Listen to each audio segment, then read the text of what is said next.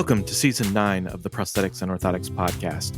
This is where we chat with experts in the field, patients who use these devices, physical therapists, and the vendors who make it all happen. Our goal? To share stories, tips, and insights that ultimately help our patients get the best possible outcomes. Tune in and join the conversation. We are thrilled you are here and hope it is the highlight of your day. Hi, everyone. My name is Joris Peels, and this is another episode of the Prosthetics and Orthotics podcast with Brent Wright. How you doing, Brent? Hey, Joris. Doing well, man. I do have a question for you. And, Okay. Twitter can be a dumpster fire sometimes. But in Valencia, has there been a lot of rain? Oh my goodness, it was it's very shocking. We're in the old part of the city. It's been continuously inhabited for like 5,000 years, so the high ground, let's say, and we're okay. And we just kind of barely even noticed. It was like a storm, but it wasn't like we weren't really super worried.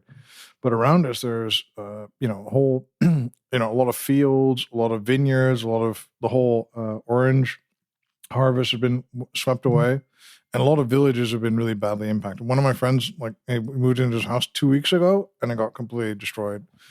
And another friend of mine, her colleague is just missing. They have no idea where that person is. And now they think that the amount of damage is huge, and there's at least 100 people that have passed away. And there's going to be more because it's like a bunch of people that are on the road driving their cars, and then like a year's worth of rain in 5 minutes. We're talking 180 liters per square meter, or somewhere 400 liters per square meter in like a 5-minute period. It was completely crazy. So it's very, very shocking. And everybody's here is a bit kind of like, I don't know, it's a bit strange because we didn't really notice it even, And then all of a sudden the next day you see all these pictures like, what? Yeah, it was a really strange time.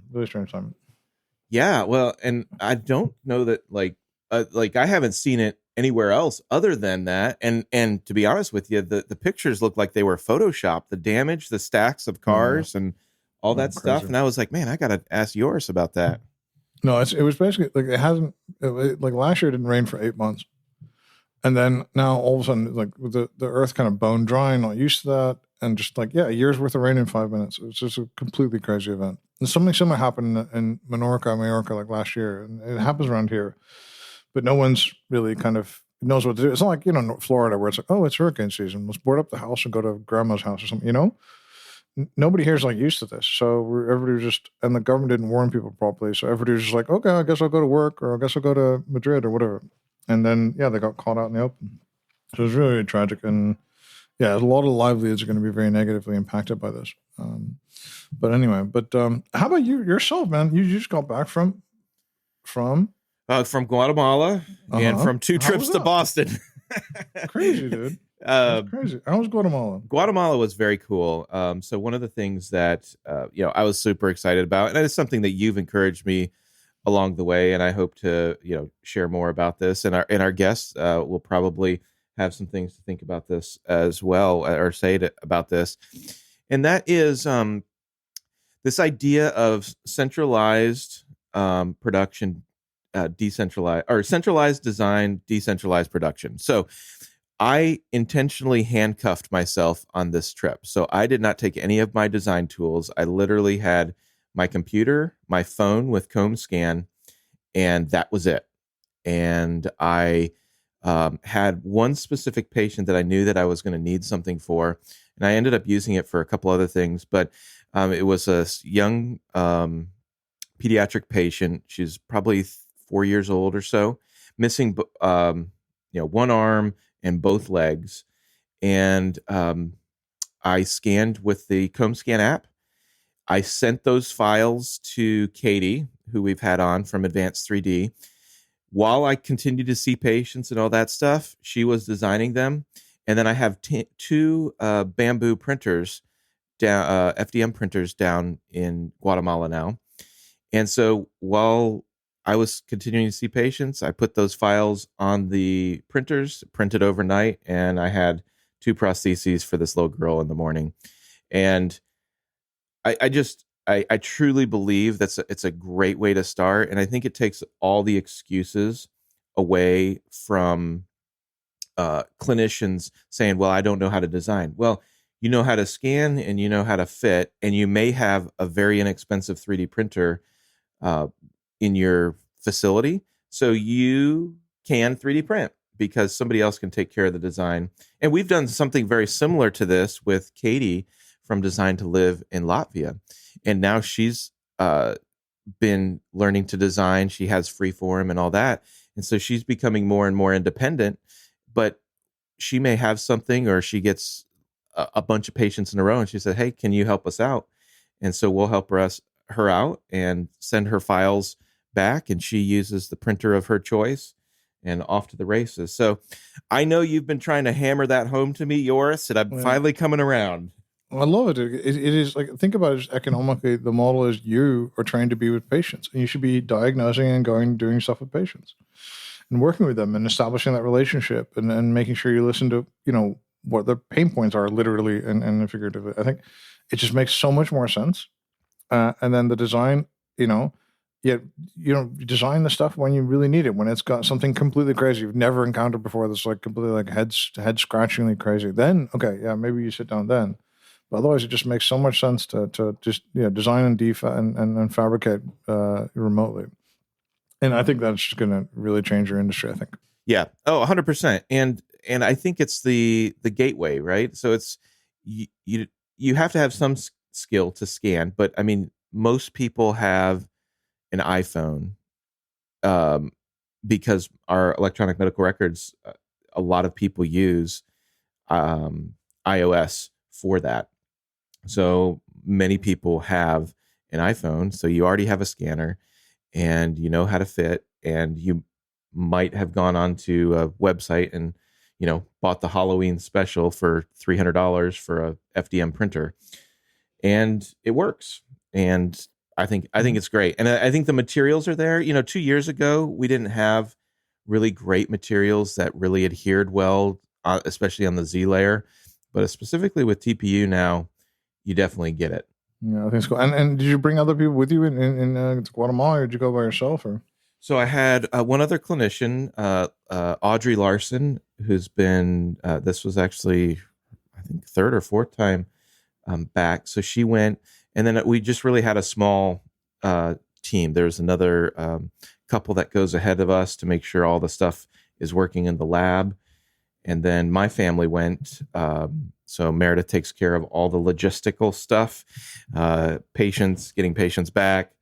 And then my middle son pitches in with some fabrication. And then my daughter, she loves people, and so she hangs out with all the patients, hugs, smiles, gets them stuff. I mean, it's really great. So it's a neat thing. Awesome, dude. I'm really so happy you do that. I think it's really, really amazing. I think it's really amazing for these people, but also I think maybe for yourself as well. It'd be a really, really wonderful way to keep helping out. I like the fact that you have been doing this for years as well. This has been, it has been a huge investment of time. But I think, in seeing these people grow up and seeing these people kind of maybe expand their horizons or be able to do more work and do more things and stuff like that, maybe get families, I think that would be an immensely rewarding experience. Yeah. So we've had a couple firsts on this trip. So I have a patient that I've been following for a long time. She actually wasn't able to make it because she had her first kid just a little bit ago. So that's kind of wild. It's like, I've just been seeing them for so long. And then I've got another kiddo that I've been seeing. He was from the very first clinic in 2006. He is 21 now because, we've been going there since for 18 years. And he has 2 more years of law school, and he's missing all 4 extremities, so both arms and both legs. And so we're 2 years away from having a lawyer come into the fold. And so that to me, that's just exciting. You talk about changing the family tree. That's what does it. Oh, that's awesome, dude. That's super awesome. It's so amazing that you do that stuff. So, all right, we have a long-suffering guest. Oh my goodness, yes. And, the most patient person in the world. Who is this? So, just a little bit of background. We have, and I'm super excited about this guest, Shiden Yohannes from Formlabs on. So, for those that do not follow Shiden on on LinkedIn, please do so, because he posts a lot of great stuff. And the way that I would describe him is very much a connector, networker, and a visionary with what is possible with 3D printing. And I know you and yours, have talked recently because of the newest news with Forum Labs, with them doing their larger volume resin printer, as well as opening up their SLS system to some outside powders and such. I think they are really on to something. So, hardware is hard. Uh, Software is not so bad, but it seems like they're getting the combination of hardware, software, and materials, and allowing their users now to feel more creative because they have opened up this ecosystem. So I'm really excited to talk about all that. Thank you so much, Ben, for having me. And also, Joris, thank you for having me in the podcast. It's the first time that I'm having a podcast, but I'm super eager to talk with you and deep dive about the OMP industry and what's possible with additive manufacturing.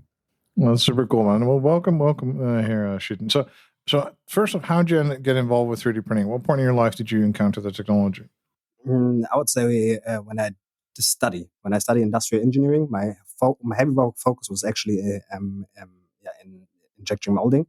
But somehow, with all these projects that you can choose by yourself, I decided that all of my projects that I can do by myself are 3D printed focused. And then I really realized real quick that 3D printing is something really unique, especially if it comes to super incredible designs that are not possible to do with any kind of other technologies. And there was the moment, I would say, 10 years ago, where I fell in love with 3D printing, and since then couldn't stop, and almost printing every day. Oh, that's cool. And how did you? Was it difficult for you to find something because you to combine your studies with additive? Did you just get lucky, do you think, or did you really seek out and say, "I need to work for an additive company. I really, really need to work in that industry"? Nah, I think after my industrial engineering bachelor, I was still thinking that 3D printing is really something that has a lot of benefits, but I need to be a niche expert. And a niche expert doesn't mean it's now, as you are, for example, I'm not as expert in the orthotic and prosthetic field overall, I would say 100% as you are. But I'm overall I would say, I have a good feeling for all of the industries within medical and 3D printing. So to get back to my point, what I did after my industrial engineering is medical engineering with the focus on 3D printing in a majority of applications. And I think that focus, back in the combination with COVID, when supply chain stopped, for example, got Formlabs definitely invest more into healthcare, and they continue to invest more into healthcare. That's the reason why I'm in Formlabs, at a 3D printing manufacturer. And as I said, it is my passion, and I'm happy to print a lot and discuss some of my prints and your prints in this podcast. Yeah, I think what Formlabs is doing, Formlabs for the uninitiated, because was the original kind of pro desktop company. They started with a vat polymerization machine, desktop machine, which everything was locked down. Everything, the software, the materials, everything. And their idea was like, hey, we control this ecosystem and we control the tools and everything works. And then that's what you want. And if you want to do open source crazy stuff, go over there, go play over there. And that's what kind of they did. Then they started to end up powder bed fusion system, the Fuse, which gotten better over time. And now all of a sudden, after since a couple of weeks ago, they're opening up everything. So they allow you to, have your own materials. They allow you to maybe even have buying materials in bulk. They allow you to have much more settings and stuff, and much more open, much more kind of manufacturing ready. So I think this is a very exciting time for you guys, right? So definitely, if we are looking right now into the AM industry, it's a challenging industry, and we need to compete. Overall, we as Formlabs, we are doing good, really good in my own opinion. But to be good and to stay good, we need to be customer centric focused and listen to them. And of course, one of the requirements is something to have open. It was requested already years ago by thousands of people, and it was something that needed to be done, I guess. And I think, for a lot of people, the first thing they really think of your technology is the Fuse, like this powder bed fusion technology. That's the thing that would most likely appeal to a lot of orthotics and prosthetics people. And orthoses, I guess, is an obvious one. How do you see the Fuse helping people out, in that sense? I mean, there are a lot of applications that you can do, but the only thing that you need to make sure is to find the right application. And I wouldn't right now just like set it or focus on the fuse or just say fuse. I would also include the SLA technology, because this also offers a lot of application into the OMP industry. But let's say, for example, what do both of these applications offer? The mold creation. Mold creation is definitely something interesting in the OMP industry. It can be, for example, silicon molding, but it can be also injecting thermoplasts with molds that need to resist, for example, higher temperature. The benefit of the SLA technology compared to SLS in creating molds is that the accuracy is way higher. That means the high surface quality of your SLA print, so resin-based print, is ensuring that you get high qualities. And the quality is so high that you can even put into the mold, for example, thin skin texture. And you will see in your silicon injected part at the end, the end-use part, the skin texture that you applied on the surface of the mold. Then another extremity, another application could be, for example, I would say, but that's a big difference between SLA and SLS, for example, that I need to make also sure. In my own opinion, I think SLS can be used for the lower as well as the upper extremities. But for SLA, I would rather recommend just to do the upper extremities. For the lower extremities, this can be super, super challenging. I did a couple of prints, for example, Infinitive prosthetic TT socket. It was really, really hard. I tested all our materials, TUF 2000, TUF 1500. To make an Infinitive socket with SLA is currently not possible. But on the SLS side, with more strong functional parts, you can even do prosthetic TT sockets, for example. The only limitation that you need to keep in mind right now currently with the Formlabs is the build volume that we have with the Fuse One Plus. So you need to see how many patient cases do you have that you can fit into this build chamber. Find a business case. For example, okay, you might have outsourced all of your TT sockets for like 350. So how much can I do it in-house, and what would be the gap? How much do I really save? And that, could be something, to think about. Then another aspect about both technologies, I think that a lot of people are underestimating, but I see within, especially trade shows or when I'm visiting customers, spare parts production. The spare parts production is really high. So it's about tiny parts for, connecting to connect joints, for example, or other parts. That there are a lot of tiny functional parts within a device that were outsourced but can be could be insourced instead of outsourced. And spare parts is definitely something that I see a huge impact. It might be with the SLA side, for example, that it's a flame resistant material that is required, or ESD safe material that is required. But it can also be on the SLS side, for example, polypropylene or nylon 11 or other material that is has a strong has a high impact resistant and can be used for such applications or spare parts. Then let me also brainstorm. I mean, the applications are endless. You can see I can talk for days. I think prototyping is definitely something important. In the medical industry is bringing a lot of applications, not a lot of applications, a lot of products into the market. We have a product life cycle overall in the medical industry about 2 to 3 years. And that means we need fast iterations. We need innovation. And that's where 3D printing also helps. So I think that's pretty interesting. And with your background, so one of the things that I am definitely lacking in is the knowledge on the injection molding. But there are so many applications, especially with your SLA stuff, for that. And I've seen some people specifically use that for doing like high detail stuff, especially like partial fingers, adding fingertips, that sort of thing, or even a lot of times with partial fingers, one of the things that people don't think about is you can't use a touch screen a lot of times. So some people are creating these molds to do a capacitive fingertip that they'll injection mold once it's in a mold. So can you speak a little bit to the injection molding side of things and how it may or may not be used in the prosthetic industry? Yeah, sure. So where should we start? Maybe we can start with thermoplasts. So thermoplasts, in most cases, in that kind of sense, you need to have a material that has a certain kind of heat resistance. And if it comes to heat resistance, we have materials that have a heat resistance up to 250 degrees or even higher. So it really depends on what kind of material you inject and what is the temperature that it gets injected in.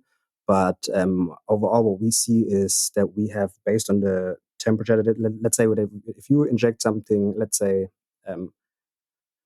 RBS, for example, material, it could sustain, I would say, between 200 shots, and that's something that we see. So we see more. It is really depending on the material. I cannot really set it up to one material, but I would say the molds can be used from maybe 1 to 1,000 shots, and that's what we see.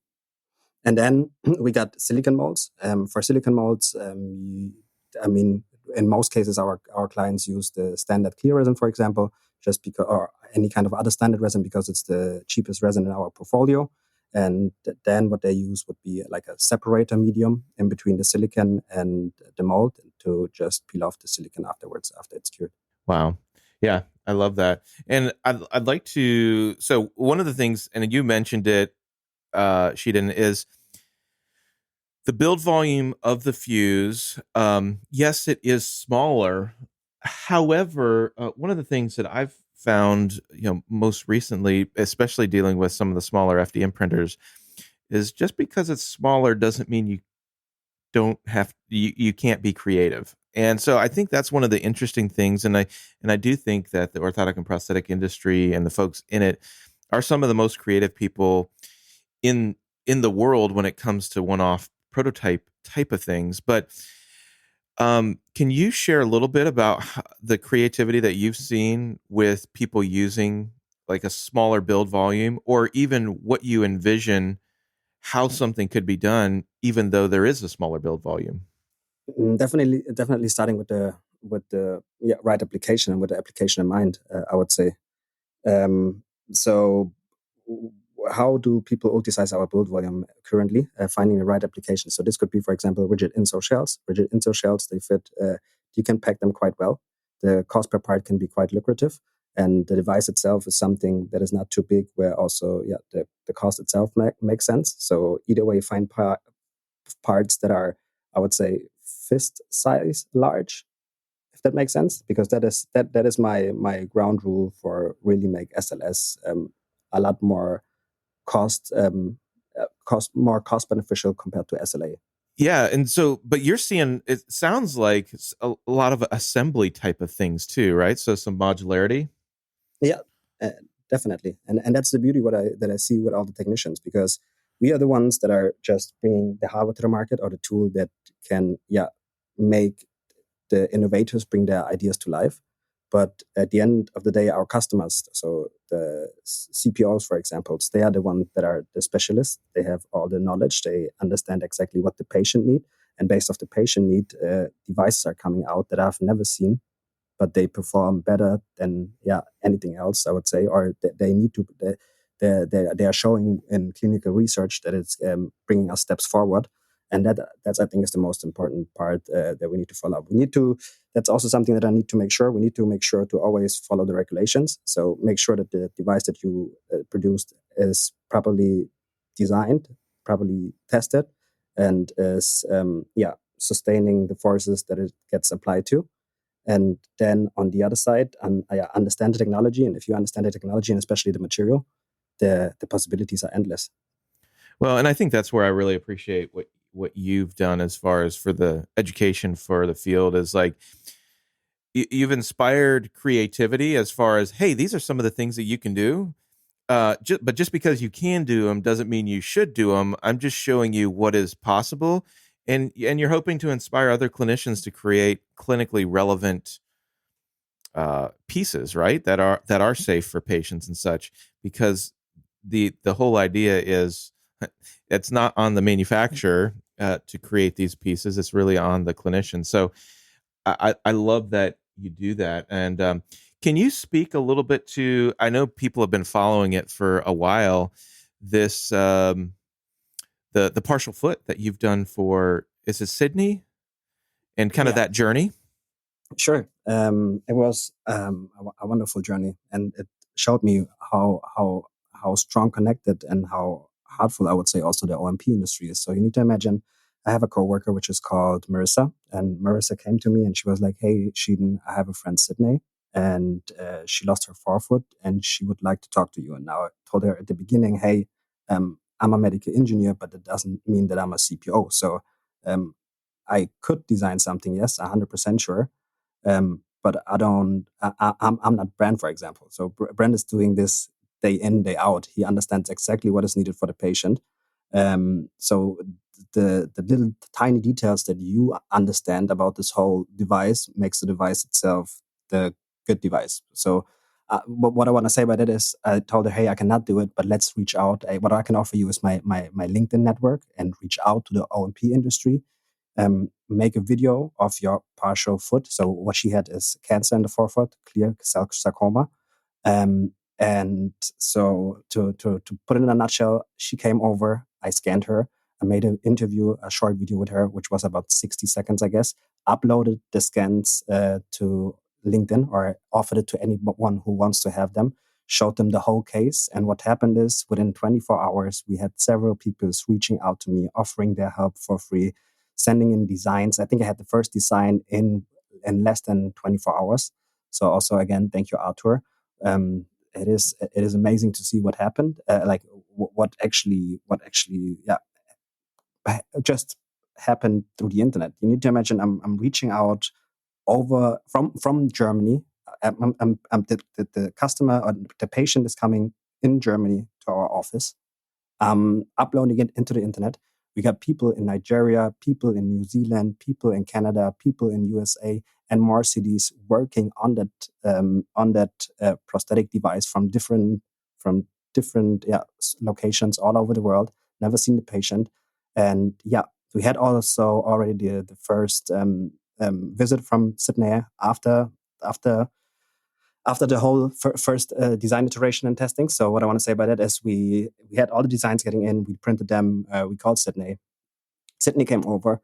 We had some challenges with getting the prosthetics on, but that's, I think, also not normal in the prosthetic field, especially if you're not, for example, I'm not doing this day in and day out. So I need some design iteration and design adjustments.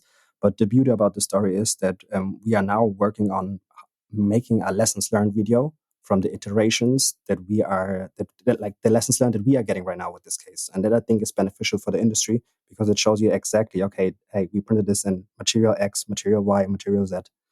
And that happened with the material. And I think that could be super beneficial. I know Joris is just drooling. He thinks this is the greatest thing ever. And he's just going to want more information, aren't you, Joris? I just had to jump. I just had to jump the gun just to say that. No, I like this a lot. Dude. Yeah. I know. Yeah. I think it speaks to a global network and the world becoming more flat through just being able to share files back and forth and the different perspectives. And so go for it. I just knew that Joris, that mute button was going to come off, so I had to jump in real quick. No, and I think, but I think also the other point is that also you mentioned COVID before. We saw a lot of this ability in this matching network that people say, I need masks, I can make masks, and all that kind of stuff. So it's about like this platform that the internet is that is able to match the right abilities with the right needs. I think people just like, that's it's a complete normal thing, but it's also quite spectacular if it actually works.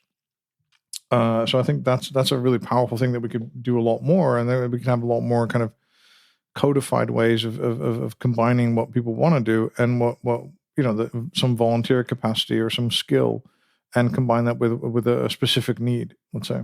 So rather than this being an isolated incident, I would love it for this to happen like thousands and thousands of times a day.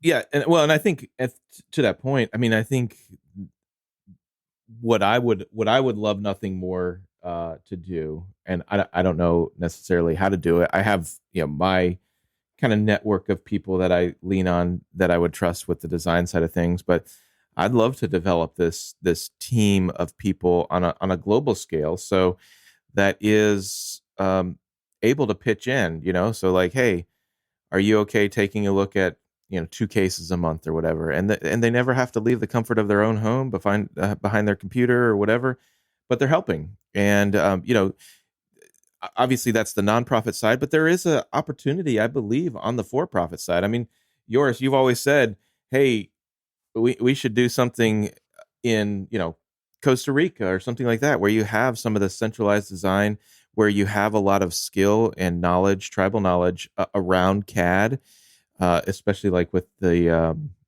Invisalign, whole thing in Costa Rica. And what I found is that there's a massive um, tribe in Europe that are super good Grasshopper, Rhino, and CAD stuff, parametric modeling. Even you start taking a look at some of the software programs that are available. So like the Grasshopper, Rhino, and then there's a lot of people that have that skill specifically in Spain. Spain has some great technical schools that do architectural stuff parametrically that I think fits really well into our field. So being able to get some of those people together, I think would be amazing. Yeah, I think a platform that leverages that either from the commercial side as well. Because you think of imagine just a jaw being broken up into 20 different pieces. I'm a project manager. I get paid $10 to manage this, right? But it's not a lot if I live in New York. But if I'm in Spain, it's kind of okay, actually. And if I'm in Portugal, it's better. And if I'm in Costa Rica, it's actually probably also it's about the same, actually. But in Argentina right now, that would be really nice money, So, and then you just split up that job into lots of different pieces, and lots of different people all over the world combine and leverage their specific expertise with the lowest amount of time for them. I think that to me is a super exciting, nonprofit, but also a business kind of thing to leverage all that attention and the digital networks, in a very, very structural way. Anyway, but I think that's maybe we should talk about that in a separate episode, just talking about that potential, because I think we keep coming back to that idea. I think that Shiden's example here is really, really wonderful of this doing this. But I'm interested also a little bit in. She didn't mention, a lot of powder bed fusion stuff, a lot of different materials. Let's just talk a little bit about these materials. What are the materials that you would think are the most relevant for, for the OMP industry, let's say, and for what kind of parts? Sure. So maybe we can start. Yeah, let's start with SLS, selective laser sintering. So I would never ever suggest people to use nylon 12 or PA 12 for lower extremity devices. So if you say you have a business, for example, where maybe just upper extremities are needed, and you want to make upper extremity devices that can be done in any other kind of technology with those lattice structures and cool designs, then you might go maybe with nylon 12. If you do designs that needs to have way more or so resist load bearing, then you rather tend to take rather materials like nylon 11, so PA 11, or polypropylene. What we also got right now out since 1.5 weeks is nylon 12 tough. I need to be honest with you, so I need to make more tests with nylon 12 tough related to some OMP devices, but I guess it's a good post for next week to print something out, test it, and share the results directly on LinkedIn with everybody who's in the network. Okay, and then we got nylon 12, and if nylon 12 just for the upper extremities, and also validate the design, make sure it's really working with nylon 12. If it's more for the lower extremities, rather nylon 11 or polypropylene, or maybe, I don't know yet, nylon 12 tough. And then a flexible material, the only flexible material that we have right now available on the SLS side is TPU 90A, so with a shore hardness of 90. So for liners, for examples, could be a great opportunity. And then we have also nylon 11 carbon filled and nylon 12 glass filled, but they are less used in the OMP industry. And let's talk also a little bit about so one thing that seems super promising is on the SLA side, the silicone and these elastomeric properties, for liners, for, I don't know, all sorts of little cushioning things. Have you been doing a lot of experimentation with that kind of stuff? I need to do it more. So I'm really more in the mold making. So I would say I rather inject 2-component silicon and use that at the final device than printing with silicon 48. I use silicon 48 just for the most prototypes or pads. It's like soft pads, but nothing than that, to be honest with you. Nothing other than that. So not a silicon, for example, let's say thumb brace. Yeah. And I like this one. I mean, you've already talked a little bit about this is molding processes, because I think not a lot of people realize how well this is actually super inexpensive as well, right? Because there's a couple of different things you can do like a polyurethane kind of thing or a 2-component or whatever, that kind of thing. But the part cost is super duper low, right? Yeah, of course, it depends on the mold size, but it will definitely be way faster in-house. So instead of waiting 4 or 5 weeks until you get the mold, for example, or even months, several months, you will have it within the next day, or within the same day with the Form 4L right now, because average large print takes you 6 hours. And a large print, I'm from Europe, so I need to say in millimeters, but we got an X 100 at 353 millimeters, and Y we got 196, and then Z at 350. And that it is large, I would say. Of course, there's not a complete torso that could fit in, but for the most applications, it would already be big enough, I would say. And the molds that you can get out of this is also already large. So the same day you can get out the print, the mold the same day, and they are way cheaper. So there are molds that may cost you €30, $30, $40, $50, or maybe $150, depending on the size. But it's still cheaper than outsourcing it. That's all. And another thing that we saw this before, that the Foremost started to do kind of more kind of arrays, or like, collections of printers with depowdering or part removal things and stuff like that. And do you see that really happening, that people are like, buying, I know in hearing aids and stuff it is happening, but people are buying like 50 of these things and starting to make like really parts at really, really large scale? And large scale, it depends. I would say they start with 1-2 machines to get familiar. And right now, the majority of people that I work closely with, they are at 6, 7. So it's not like that they have 50 machines, 60 machines, but with every new application that they find, with every new business case that is there for them, they just add on the printer. And that's, for example, also something great. We can do it as an example. So imagine I have my nylon 12 nylon. Let's say I have my fuse ecosystem set up with polypropylene, and I can produce, let's say, 10 braces per day. And if I want to have another machine, you just pay additionally $20,000 to get an extra SLS machine. And you don't need to buy the sift machine, the blast machine on top, because you can already use the current system and just need to add another printer to have a higher throughput, but also have redundancy, because now you have 2 machines. And that's also important to have redundancy in mind. I want you to talk a little bit too about and I forget what you call it, but it's the shiny surface finish that you guys have, as far as in your, is it the blast? Yeah, the fuse blast. So the fuse blast. It's a media blaster. So you can usually media blast, for example, with glass media or plastic beads. And if you're looking into such machines for post-processing SLS parts, they can also cost 6 figures. So there are machines on the market that cost 6 figures that can clean and polish at the same time. And what we did is, of course, making challenging the market. So we have a professional machine right now out on the market that can clean and blast, and especially polypropylene. The parts that are coming out blasted or polished, from polypropylene, they look amazing. And that's a little bit over $10,000. Wow, that's amazing. Yeah, I mean, and I think that's just a wide open area. But kudos to you. Can you go over? Okay, so if somebody wants to get involved with Formlabs and the machine, can you talk a little bit about the ecosystem? Like, if you add a printer, is there a hub, and forgive me for not knowing this, like, that you can keep track of all these printers as you add them? Has Formlabs done all that side? Yeah. So what we have is dashboard. Dashboard is included, or is also connected, or can be opened from Preform. Preform is our 3 slicer. And what Dashboard does is actually it gives you a production overview of all the printers that you have available and connected to Dashboard. So it gives you a timeline of all the printers that are available currently, or printing or not printing. It shows you how long it prints, who operated on the printer, which firmware is on the printer, which material, which batch this material is from, when was the material the last time used. It really gives you so much information. It can also be important if it comes to traceability.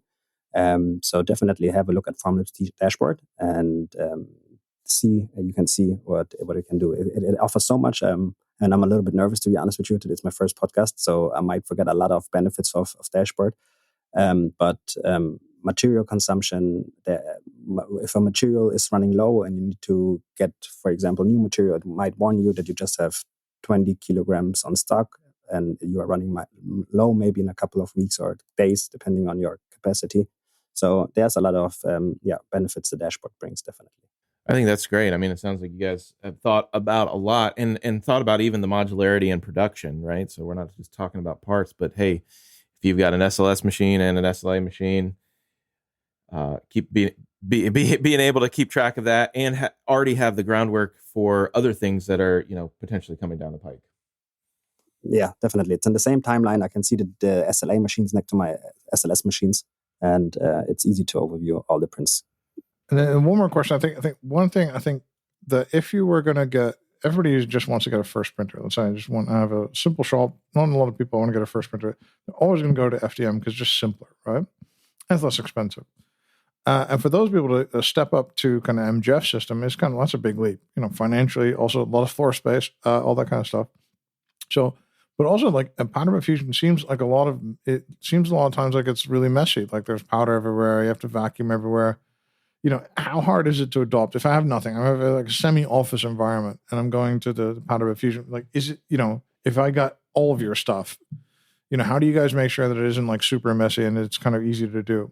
I mean, all the machines are built in a way to make it, especially for the operator of the machine, as easy as possible. And as easy as possible, it means about also on the same side that we need to make sure that the operator feels comfortable with operating the machine. So we make them also as safe as possible. We got a lot of consumables to ensure that the contamination within a powder environment can be lowered. For example, in my own opinion, I think the printer itself is not the biggest contamination problem of powder. If we want to tackle something that might be the biggest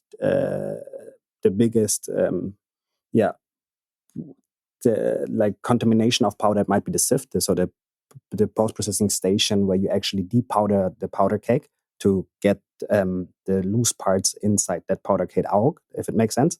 But also over there we have a new consumable, for example, since 2 weeks out, which is the fused sift glove box, which made it completely sealed from the outside. So you go in with your hands, with your gloves, with the gloves that are included into it, and then there's no contamination into that perspective. So it can be easy controlled. Super cool. I love what you guys are doing, and I especially love this open materials thing because it really reduces costs a lot, and it really means that a lot of people, if you are, you guys have the only ecosystem at the moment where you can except for maybe then Bamboo on the FDM side, where you can start with prototyping, grow into like doing kind of daily production stuff, and then end up being volume manufacturing with the same software and the same printer. So I think, and I love that. I think that's a really wonderful way to scale a business, and I think you guys are going to help a lot of other people scale their businesses as well. I think that's really fantastic. Thank you so much. And I think it's also important. What's really helping me is definitely that I have a feeling for the materials. And I think if all the orthopedic and prosthetic technicians, they get out those materials and get a feeling for the materials and have their first designs on them, they're really going to get in love with 3D printing and going to make amazing stuff. And that's how it's actually, that's what I'm seeing in so many industries. So you start with getting the machine, get familiar with the material, get familiar with the machine. Then you start to trust the machine because you see or you challenge the technical limitations of the machines, and you see, it's really reliable, for example. And then you start to think, okay, there's a business case, for example, right now where it might make sense maybe to think about if 3D printing could be a solution. You evaluate it, and either way it is or it is not. But in some cases it is, and that's where we get the increase. That's where people increase their fleets with more printers and see the benefit. And that's, I think, important from R&D to end use. Get familiar with the machine, with the materials, with the designs, and then there's great possibilities. Shiden, thank you so much for being with us today. It was we really learned a lot, and thank you so much. Thank you too. It was a pleasure, and hope to see you soon. And Brent, thank you for being here as well today. Oh, this was great. Yeah, Shiden, and thank you for kind of sharing and being such an advocate for 3D printing in general and inspiring creativity. I think it's really great. So thank you so much for doing that.